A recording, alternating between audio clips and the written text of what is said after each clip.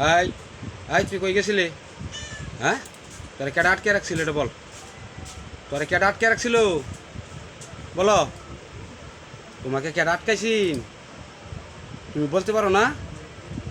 Hello guys, আমার বিড়ালটা যে কোনো একটা লোকে দুদিন যাবত আটকে রাখছিল। আমরা বিড়ালটা নিয়ে অনেক জায়গায় খোঁজাখুঁজি করছি, আমরা বিড়ালটা পাই নাই। না পাওয়ার কারণে আমাদের সবারই ফ্যামিলিগত সবারই মন খারাপ ছিল। আমার যে ওয়াইফ ছিল, যে যে বিড়ালটা নিয়ে খুলে নিয়ে বসে আছে, উনি আমার ওয়াইফ, সে অনেক কান্নাকাটি করছে, অনেক জায়গায় খোঁজাখুঁজি করছে। আমরা অনেক সবাই খোঁজাখুঁজি করছি, করে দেখি আমাদের বিড়ালকে পাই না। অন্য অন্য বিড়ালকে আমরা দেখতে পাই, বলে আমাদের এই বিড়ালকে পাই না।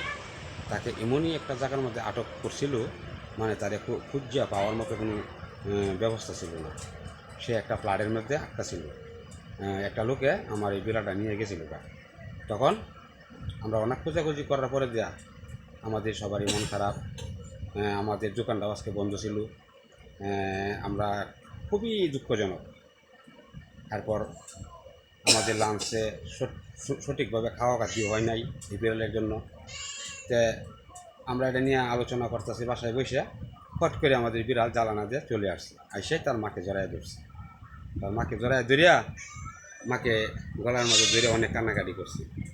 আর তার মার সাথে রাগ দিয়ে আইতেছে যে আমার খুঁজতে তুই গেলি নাকি, আমার খুঁজতে তুই গেলি নাকি।